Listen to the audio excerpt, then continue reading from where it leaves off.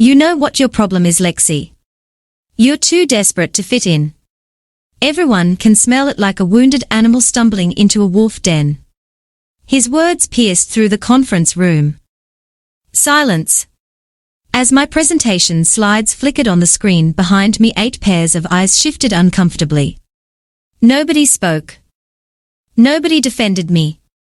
Grant leaned back in his chair, arms crossed the corner of his mouth, lifting into that smile I'd grown to dread. The client needs confidence, not.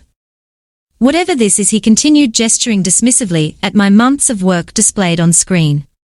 This design approach lacks vision. It's amateur hour. My voice caught in my throat as I tried to respond. The room tilted slightly. 3 months of late nights, research and innovation dismissed in seconds. The worst part wasn't Grant's criticism. It was how the others nodded along. Even Devon, who'd praised my concepts privately yesterday. I've taken the liberty of preparing an alternative, Grant announced, connecting his laptop to the projector. Something more aligned with professional standards. My hands trembled as his presentation appeared, slide after slide of my designs with minor color adjustments, and his name in the footer. My research, my innovations, my concepts, all now bearing his signature. This is my work, I whispered, then found my voice. These are my designs. Grant's expression hardened. Be careful with accusations, Lexi. Nobody likes a woman who can't handle criticism. Maybe you should step outside until you've composed yourself. The department head cleared his throat. Let's take 5, everyone. As the room emptied, I remained frozen, staring at my stolen work. Grant lingered behind, approaching so close I could smell his cologne. Nobody will believe you, he murmured, his breath hot against my ear. Not against me. I've been here 7 years. You're just the diversity hire who couldn't cut it. Keep pushing and I'll make sure you never work in design again. He straightened my presentation notes with mock helpfulness. Some people belong in this industry, Lexi. You're not one of them. As he walked out, I noticed a small object drop from his pocket onto the carpet. Through my tears, I leaned down to see what it was, and my entire world shifted. In that moment, I didn't know it would lead to police officers storming our office, metal handcuffs gleaming as they approached his desk, or the emergency HR meeting where executives would stare at me with horror and newfound respect. I only knew that what I held in my palm would change everything. If you invested in my story so far, please hit like and subscribe to support me sharing these difficult experiences. Your comments help me know I'm not alone in what happened. Now let me take you back to where it all began. My name is Alexandra, Lexi to friends and colleagues. I've dreamed of working in architectural design since I was 12, sketching buildings in the margins of my notebooks while other kids passed notes about crushes and weekend plans. My single mom saved every drawing I made, telling me I'd change skyline someday. I graduated top of my class, interned at smaller firms, and finally landed my dream position at Brookfield Design Associates 3 months ago. The firm had a reputation for innovative commercial spaces and a client list that made my heart race. I should have been suspicious when I realized I'd be the only woman on the 10-person design team, but I was too excited to care. Your portfolio shows tremendous promise, Warren, the department head had said during my interview. Your perspective is exactly what we need to stay competitive. My first day, I arrived an hour early, wearing a new outfit I'd carefully selected, professional but creative. The office hummed with activity, sleek and modern, with glass-walled meeting rooms and open workspaces. 9 men looked up as Warren introduced me, their expressions ranging from polite interest to outright skepticism. Grant stood out immediately, tall with perfectly styled dark hair and expensive clothes. He occupied the largest workspace near the windows. While others nodded hello, Grant merely assessed me, his eyes moving from my face to my portfolio case and back. Impressive credentials, he said later, appearing beside my desk without warning. Let's hope the talent matches the paperwork. I laughed nervously, missing the warning in his words. I'm excited to prove myself. The first 2 weeks passed in a blur of learning systems, meeting clients, and settling in. I noticed oddities, but dismissed them, my computer occasionally showing different settings. When I arrived each morning, files saved in folders I hadn't created, my chair height adjusted, small things easily attributed to cleaning staff, or my own forgetfulness under pressure. Then the hovering started. Grant would stand behind me watching me work, offering guidance that felt more like control. "Your approach is interesting," he'd say, reaching over to move my cursor, changing my designs. "But clients in this market respond better to traditional elements. Let me show you." When I'd present my ideas in meetings, Grant would interrupt with counterpoints, speaking over me until I fell silent. What began as occasional corrections became constant undermining. If I suggested blue, Grant argued for green. If I recommended contemporary, Grant pushed for classic. One Tuesday morning, I arrived to find my desk drawer slightly open. My grandmother's bracelet, a simple silver chain I kept for good luck, was missing. I searched everywhere, asked everyone. Nothing. "Maybe you left it at home," Devon suggested kindly, "or maybe you should be more careful with your belongings," Grant added with a shrug. Professional environments require organization. The next week, my prescription medication disappeared from my bag, then my special drawing pen. Small items, but personally significant. "You seem distracted lately," Warren commented after I searched my desk for the 3rd time that week. "Everything okay at home?" "I'm not distracted," I insisted. "Things keep disappearing from my desk," Warren's brow furrowed. "That's a serious accusation, Lexi. Are you suggesting someone here is taking your things?" Grant appeared beside us. "Lexi's been under pressure with the Westbrook project. We all misplace things when stressed." Their concerned expressions made me doubt myself. Was I becoming paranoid? Forgetful? By the 2nd month, I'd started photographing my desk before leaving each night. I kept my bag with me at all times. I arrived earlier, stayed later, trying to catch whoever was gaslighting me. The isolation grew as colleagues began to avoid me, whispers following me to the break room. "Did you hear she accused the cleaning staff of stealing? My friend at Henderson said she had issues there too. Warren's too nice to say anything, but she's not meeting expectations." I never said these things. I'd never worked at Henderson. But denial only made me appear defensive. Then came the project sabotage. My files would become corrupted overnight. Clients who initially seemed enthusiastic about my concepts suddenly requested someone with more experience. My confidence crumbled as each opportunity to prove myself was systematically destroyed. "We need to discuss your performance," Warren said. After a particularly difficult meeting where Grant had smoothly taken over my presentation, "The creative industry isn't for everyone. I just need more time," I pleaded, hating the desperation in my voice. "Something strange is happening here," Warren sighed. "Lexi, Grant has offered to mentor you. He's our top designer, and he's never extended this offer before. I suggest you accept his help."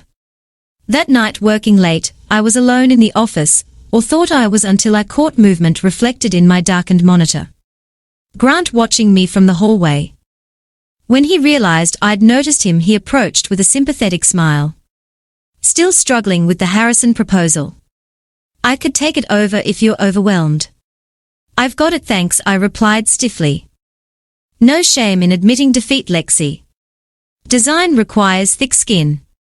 He leaned against my desk. "Some people just don't have what it takes." After he left, I packed up quickly, unnerved by our interaction. At home, I emptied my bag onto my bed and froze. There, nestled between my notebook and wallet, sat a small black device I'd never seen before. Round, smaller than a quarter, with a tiny blinking light. My hands shook as I examined it without touching it. A tracking device?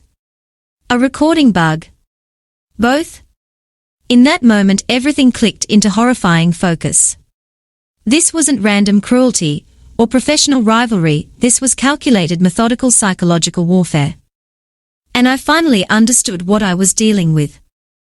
Someone who wouldn't stop until I was broken or gone. That night I didn't sleep. Instead I researched tracking devices' harassment patterns, and most importantly how to gather evidence without alerting my stalker. By morning I had a plan. Grant wouldn't expect me to fight back. He'd expect tears, a resignation letter, or a breakdown. Instead he was about to meet a version of me he never anticipated. What I didn't know then was how deep his obsession ran, or how many women had faced his tactics before me. I couldn't imagine the chilling discoveries waiting on his personal devices, or how many lives he'd destroyed with his mentorship. But I was about to find out. The next morning I arrived at work with my battle plan in motion. The tracking device remained in my bag, now nestled inside a small fabric pouch alongside a decoy I'd purchased overnight. Let Grant think his surveillance continued undetected. My new smartwatch Rush delivered and set up before dawn looked ordinary, but continuously recorded audio when activated. A small camera pen sat in my shirt pocket, indistinguishable from a regular pen. If Grant wanted to monitor me, I'd return the favor with interest. "You look different today," Devon remarked as I settled at my desk. I smiled, just determined.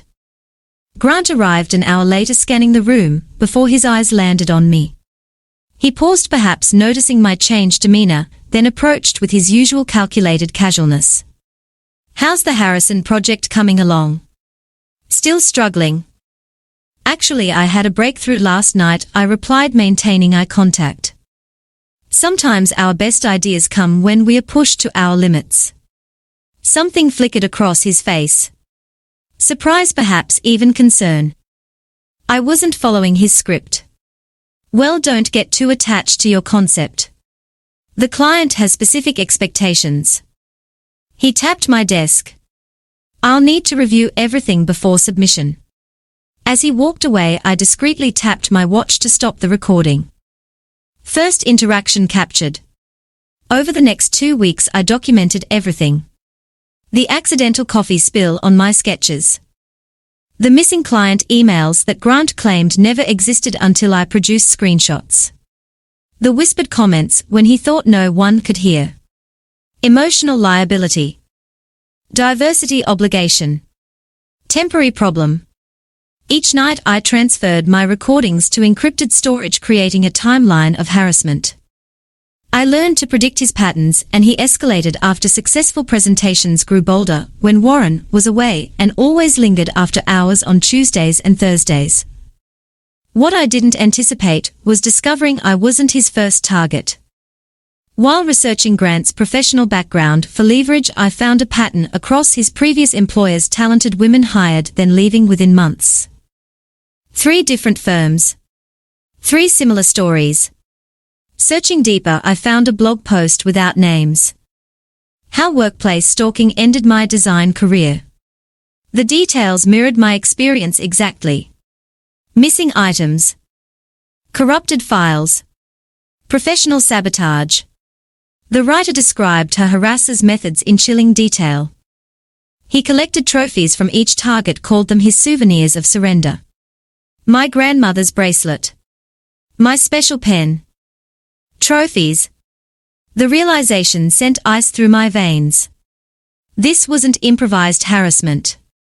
It was a practice methodology. Grant had refined his techniques across multiple victims, and until now he'd always succeeded. One evening, working late intentionally, I watched through my monitor's reflection as Grant entered the office. He checked for witnesses before approaching my workspace. I kept my eyes on my screen, pretending absorption in my task while my recording devices captured everything. He circled my desk like a predator, then stopped. "Dedication," he said, startling me with his sudden voice. "I admire that, even if it's wasted effort." I turned, maintaining a neutral expression, just finishing the Parkview presentation. "Yes, tomorrow's meeting." He smiled. "Your first major client presentation, isn't it?" "Nervous." "Prepared." I corrected. "We'll see." He leaned closer. "Preparation only gets you so far. Some people simply lack the natural authority to command a room." Clients sense weakness, Lexi, like I do. My watch recorded every word, every threatening inflection. Thanks for the advice, I replied evenly. After he left, I stayed another hour completing my work and backing up all files in multiple locations. Something about his confidence worried me. The Parkview presentation represented weeks of work, my chance to impress our biggest potential client. I couldn't know that by morning every file would be corrupted, every backup inexplicably damaged with embedded text visible only when the files crashed. Incompetent. Unqualified. Unwanted. When I discovered the sabotage, I didn't panic as Grant expected. Instead, I calmly walked to IT, ensuring multiple witnesses observed the corrupted files and their embedded messages. This isn't system failure, the IT director said, frowning at her screen. This is deliberate. Someone with access to your drive did this. The meeting was in 2 hours, no time to recreate months of work. As if summoned by my distress, Grant appeared, concern perfectly arranged on his face. Problem with the Parkview files. What terrible timing. Several colleagues gathered, watching the drama unfold. Everything's corrupted, I explained, allowing my voice to tremble slightly. All my backups too. That's devastating, Grant said, eyes gleaming. Such an important presentation. Then came his trap. You know, I always keep copies of team projects for situations like this. I have a version from last week. Not your final work, but better than nothing. The setup was perfect. He'd sabotaged my files knowing I'd have no choice but to use his version, which would undoubtedly be modified to fail or show my work as inferior. Either I'd present nothing, or I'd present something designed to humiliate me. That's so thoughtful, I replied, noticing how his expression brightened at my apparent surrender. Could you send it over right away? When his files arrived, I opened them immediately, making a show of relief. This helps tremendously. Thank you, Grant. He walked away victorious, unaware I'd never opened those files in the actual presentation. Because during those sleepless nights of planning, I'd created an entirely separate version stored off network on my personal drive. While Grant thought I was desperately reviewing his sabotaged files, I was actually transferring my real presentation to the conference room computer. When the Parkview executives arrived, Grant positioned himself prominently, clearly anticipating my failure. Warren introduced me with thinly veiled concern, having heard about the file disaster. I stepped to the front of the room, pulse racing, but voice steady. Before I begin, I want to thank my colleague Grant for offering his backup files after this morning's technical issues. I nodded toward him.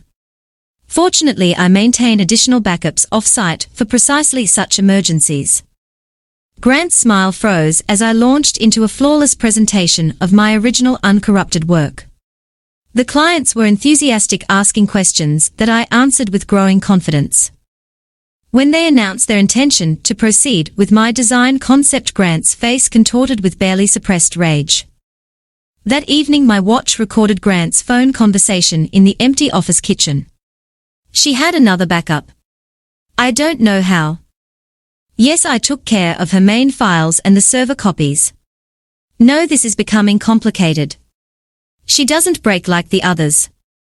More direct measures may be necessary. Direct measures.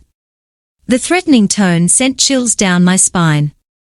Whatever psychological game we'd been playing had just escalated to something more dangerous. That night I compiled everything. The tracking device, audio recordings, corrupted files with their embedded threats, photographs of my bruised arm from Grant's accidental shoves, screenshots of manipulated emails, and the pattern of harassment established through my detailed journal entries. I added research on his previous workplaces and the who'd left after his arrival. Then I made 3 copies, one for the police, one for HR, and one secured in cloud storage. As I reviewed the evidence, I noticed something on one recording I'd missed. Grant speaking to someone on his phone. The medication is hidden with the others. My little collection. She's nearly finished anyway. Another week and she'll either quit or have a complete breakdown. They always do. My missing medication. The others. How many women had he terrorized this way? How many careers destroyed? How many lives altered? I made my decision. The next morning I contacted the police with my evidence. The detective reviewed my materials with increasing concern. This is methodical stalking and harassment, she said. The tracking device alone is a criminal offense. But combined with everything else. She looked up from her notes. You mentioned other potential victims. At least 3 I've identified. I confirmed. Possibly more. We'll need to investigate further, but there's enough here for immediate action. We'll require a statement and may need access to your work area. I provided everything they requested, then returned to work, as if nothing had changed. For 2 days I maintained normal behavior, feeling Grant's watchful eyes, sensing his growing unease at my unexplained resilience. Then came Wednesday morning. Our team gathered in the conference room for our weekly status meeting. Grant arrived last, sliding into his usual seat across from me. Warren began reviewing project timelines. The conference room door opened. 2 uniformed police officers entered, followed by a detective in plain clothes. The room fell silent. Grant Phillips? The detective asked. Grant straightened. Yes? What's this about? Please stand and place your hands behind your back. You're under arrest for criminal stalking, cyberstalking, property theft, and workplace harassment. As an officer recited his rights, Grant's eyes locked on mine, first in shock, then in burning hatred, as understanding dawned. This is ridiculous, he sputtered as they secured handcuffs. She's unstable. Ask anyone here. No one spoke. The evidence the police had discovered spoke volumes. When officers searched his apartment with a warrant, they found his collection items taken from women across multiple companies, journals detailing his methods, my grandmother's bracelet, my medication, dozens of other personal items labeled with women's names and surrender dates, but it was the collection of unauthorized recordings from tracking devices planted on multiple women that elevated the charges to serious criminal offenses. Grant had documented his own crimes meticulously, believing himself too clever to be caught. As they led him away through the stunned office, Warren approached me, face ashen. There's going to be an emergency HR meeting tomorrow morning, he said quietly. We need to understand the full extent of what happened. What no one realized yet was that Grant's arrest was just the beginning. The emergency meeting would reveal something none of them expected. Something that would transform not just my future, but the entire company's culture. Because what Grant never understood about me was this. I didn't just want escape from my tormentor. I wanted something far more powerful. I wanted change. The emergency HR meeting was scheduled for 9 a.m. in the largest conference room. By 8:30, I arrived to find executives from headquarters I'd never seen before, looking grave in tailored suits. Legal representatives with notepads, Warren pacing by the windows, security personnel stationed discreetly by the doors. The weight of what was about to happen pressed against my chest as I took my seat. Thank you for coming, Lexi, said a woman who introduced herself as the Chief Operations Officer. We understand this is difficult, but we need to understand exactly what happened. I nodded, my evidence folder on the table before me. The room filled quickly, department heads, HR representatives, the IT director, and my design team colleagues, all avoiding my eyes except Devon, who offered a small nod of encouragement. Before we begin, the COO continued, I want to assure you that yesterday's arrest has the company's full attention.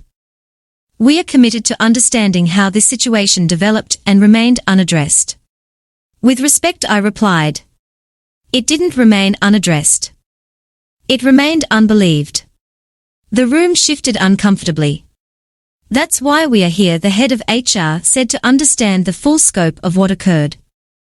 I opened my evidence folder. I've prepared a timeline documenting the harassment pattern beginning 3 months ago when I joined the company. For the next 40 minutes I presented my evidence methodically, the progression, from subtle undermining to active sabotage, the stolen items, the corrupted files, the tracking device, the coordinated isolation tactics. As I spoke, expressions changed from professional concern to disturbed disbelief. When I played the audio recordings of Grant's threats and his phone conversations discussing his methods, several people visibly recoiled. This is the legal representative paused, searching for words. This shows planning and malice beyond anything I've encountered in 15 years of employment law. There's more, I said quietly, reaching for the final section of my folder. Yesterday the police shared what they discovered in Grant's apartment. I distributed copies of the police report summary. The room fell silent as they read. 17 women, whispered Warren, looking up from the document, across 6 companies over 9 years.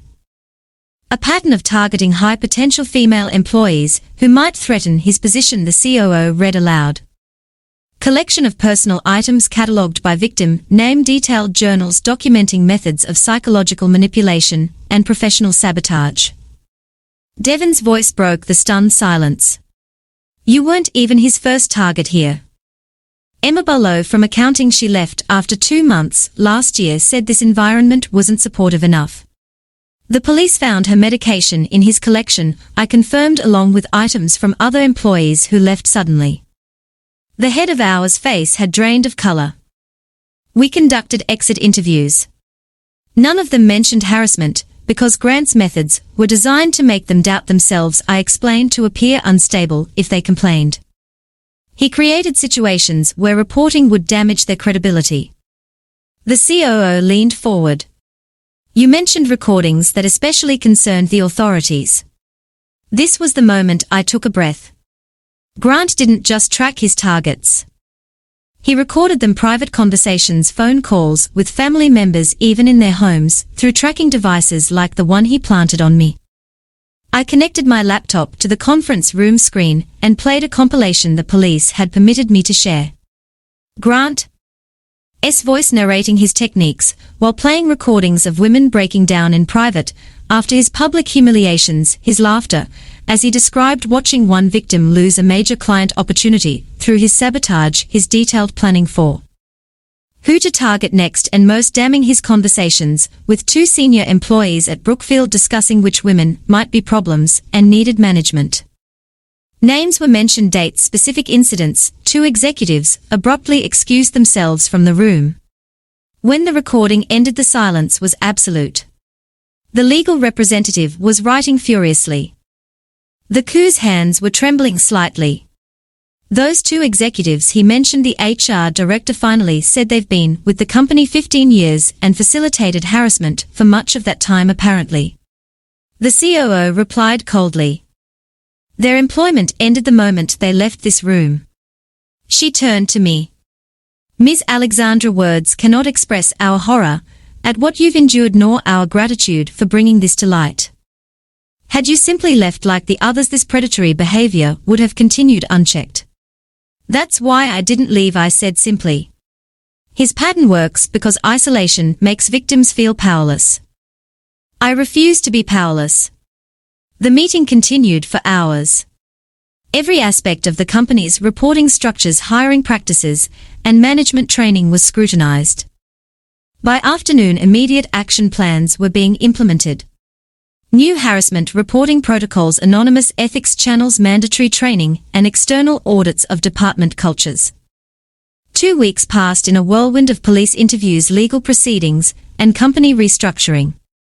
Grant remained in custody, denied bail due to evidence suggesting he might contact potential witnesses. The 2 executives implicated in his recordings were under investigation. Former victims came forward, strengthening the case against him. At work, the atmosphere transformed. Warren stepped down as department head, acknowledging his failure to protect team members. The design team was reorganized under interim leadership, while a search began for a permanent director. Then came the email requesting my presence in the COO's office. Walking in, I found her alongside the CEO and chief legal counsel. Please sit, Lexi, the CEO said, using my preferred name for the first time. We've been discussing your future with the company. My stomach tightened. Despite everything, part of me still feared repercussions. Your handling of this situation demonstrated exceptional courage and professionalism, he continued. But we recognize that continuing here might carry difficult associations. Are you suggesting I leave? I asked directly. Quite the opposite, the COO interjected. We are creating a new position, Director of Workplace Culture and Safety. It would involve overseeing implementation of our new protocols, training programs, and serving as liaison between employees and management on cultural concerns. The CEO nodded. We believe someone who's experienced these issues firsthand would bring valuable perspective. The position reports directly to the Executive Committee with appropriate compensation and authority. I blinked, processing their words. You're offering me a directorship. We are offering you the opportunity to transform this company from within, the legal counsel clarified. To ensure what happened to you and those before you never happens again. 2 months later, I stood before the company's assembled staff presenting the new workplace safety initiatives. My designers, I had crafted visual materials that communicated with clarity and impact. My personal experience informed every policy and procedure. As I outlined the anonymous reporting system, mandatory management training, and zero-tolerance policies, I felt something I hadn't since joining Brookfield Pride. The changes weren't limited to our company. When news of Grant's arrest became public, other firms in our industry began reviewing their practices. 3 of his previous employers contacted me for consultation on implementing similar protections. Then came the day of Grant's sentencing hearing. I sat in the courtroom alongside 5 other women who'd come forward, former colleagues from various companies, all bearing similar stories. When Grant entered in handcuffs, he looked diminished, his confident posture replaced with slumped shoulders. The judge reviewed the case details grimly. The evidence demonstrates a calculated pattern of workplace terrorism spanning nearly a decade. The defendant used his professional position to systematically harass, stalk, and psychologically torture women he perceived as threats to his status. Grant's attorney offered weak mitigations: stress, competitive pressure, misunderstandings. Then the judge delivered the sentence: 7 years imprisonment for multiple stalking, harassment, illegal surveillance, and theft charges. Additionally, a lifetime ban from working in corporate environments with direct reports and restraining orders protecting all identified victims. As he was led away, Grant looked back once, his eyes meeting mine. I didn't flinch. I didn't look away. I simply watched as he disappeared through the courtroom door, his power permanently broken. Outside the courthouse, the other women gathered around me. When I left my job, I thought I was alone. One said quietly that I'd failed somehow. He counted on our silence, another added on shame keeping us isolated. That ends today. I replied, not just for us, but for everyone who comes after us. My revenge wasn't just watching Grant's arrest or seeing his prison sentence handed down. It wasn't the promotion or the policy changes. My true revenge was transforming my personal nightmare into protection for countless others. 2 years later, the workplace culture initiative I developed had been adopted by 37 companies across the country. Grant remained in prison.